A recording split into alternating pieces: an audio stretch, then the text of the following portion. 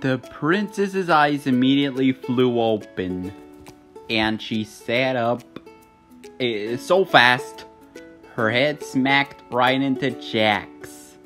A hollow bonk echoed through the clearing. "Ow!" the princess yelled, grabbing her head. "Ow!" Jack shouted, falling backward and holding his forehead as well. His grandfather almost fell backward out of his chair too, though only because he was laughing so hard. Now extremely awake, the princess glared all around, looking confused, scared, and pained all at once. "Grandma!"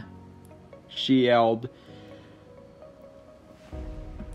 She started to get her feet, but quickly fell back down, apparently still woozy from whatever had knocked her out. "Grandma!" she yelled more urgently, then turned to Jack, her eyes wide with fear. "Who are you? Where am I? Where's my grandmother?" Abruptly, her look went from scared to annoyed. "And what made you think that kissing me was okay?" Jack turned a fiery red. Sorry about that," he said quietly. The princess grunted, still glaring. "Where's the guy in green?" she asked. "And where's my grandmother?" Jack shook his head, a little done with all her questions. "No idea," he said, trying to stay patient. "You're the only one who fell out of the sky." The girl looked up at the now empty sky, the sun setting in the distance. "Wait, the fire tunnel," she said, almost to herself. "It was after midnight a second ago. Why is it so light here? Where am I?" "Giant's hand, princess," Jack's grandfather said, pushing past Jack. "A small village in the kingdom of Blunderbush." The old man waited for a sign of recognition, but when he got none, he just shrugged. "It's a pretty small kingdom," he admitted. The princess stared at Jack's grandfather for a second, then turned back to Jack, where she seemed to notice something for the first time. The princess's eyes popped and her mouth dropped open, a small squeak echoing in her throat. The fairy in Jack's hair just stared right back at her. "What?" Jack said finally, the silence making him a little uncomfortable.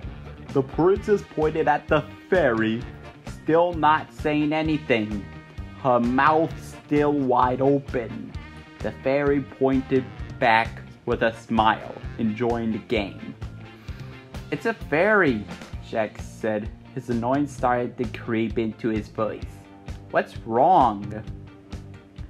"There's a little person in your ear," the princess said, her voice cracking. "You're asking me what's wrong?" Jack reached up and gently picked the fairy out of his hair, then held her out for the princess to get a closer look. "See," he said, "just a fairy." "Just a fairy?" the princess said, shoving herself away. from the fairy in a panic. That's not right. It can't be real.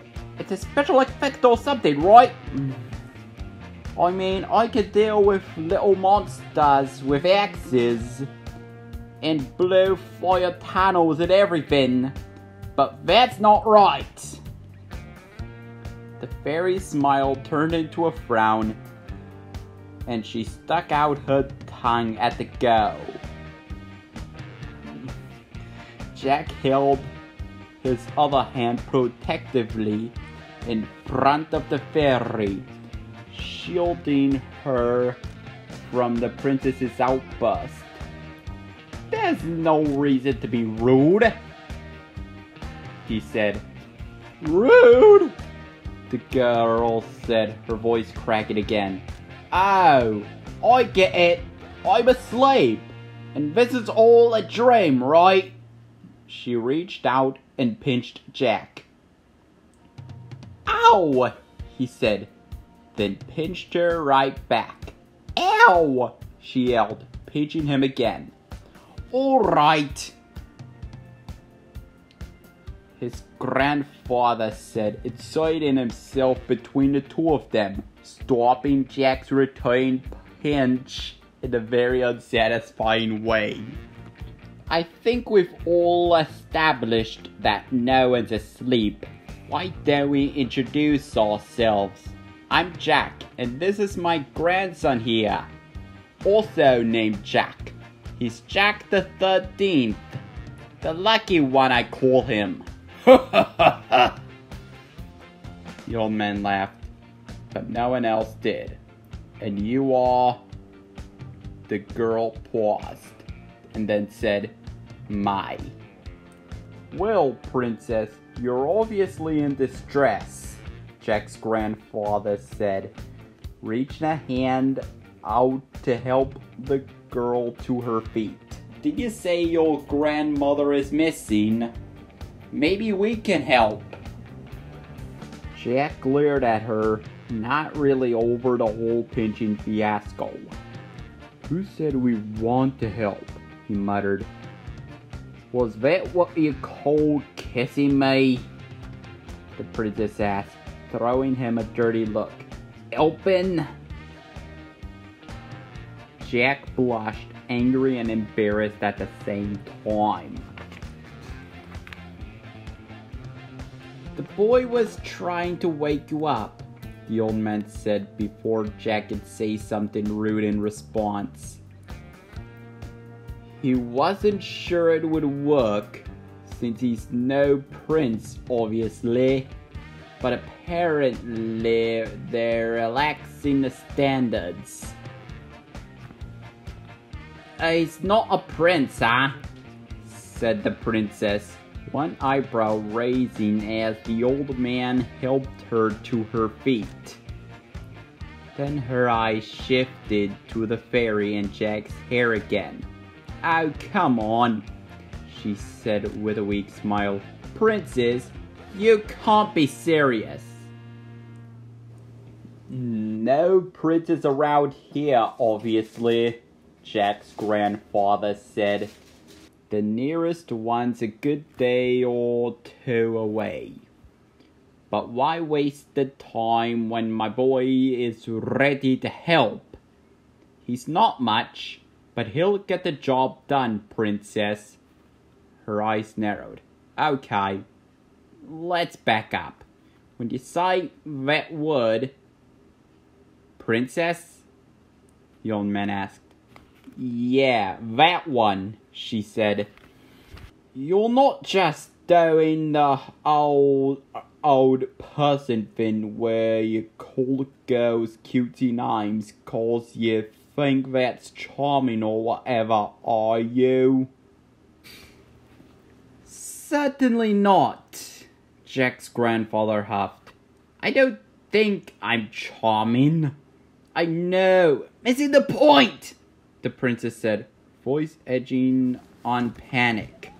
Why are you calling me a princess? Jack pointed at her shirt. It's not like you're hiding it too well. She followed his gaze down to her chest, then gave him a disbelieving look. "It's a t-shirt," she said. "So you're not a princess?" Jack said. "No," May yelled. "I'm not a princess." "Whatever you say, princess," Jack said, his eyes narrowing as he glared at her. Your Highness," Jack's grandfather said, inserting himself between them again. "Why don't you and Jack go over to our cottage, so you can explain how you ended up here? I'll go grab something for us to eat from the inn." When the princess started to object, Jack's grandfather interrupted her. "Don't you think we'll be able to better help you once we know the full story?" The princess looked like she wanted to disagree, but couldn't think of a good enough reason to do so. "Fine," she said. "Let's go. But I'm keeping my eye on you both. Especially you," she said, pointing at Jack. "You come at me with those lips again, there's going to be pain." "Can't be worse than the last time," Jack said to her as his grandfather wandered off toward the village's inn. Jack nodded in the direction of their house, and he and the princess walked down the path toward it, an awkward silence filling the air as they went. Not 10 seconds after Jack closed the cottage door behind them, a blue circular fire reopened in midair, and a giant of a man dressed entirely in green dropped out of the center, landing silently in a crouch. The man carefully touched the spot where May had landed just minutes earlier, then glanced in the direction of Jack's cottage. The man in green smiled, stood up, and slipped silently into the forest to wait for his prey to emerge.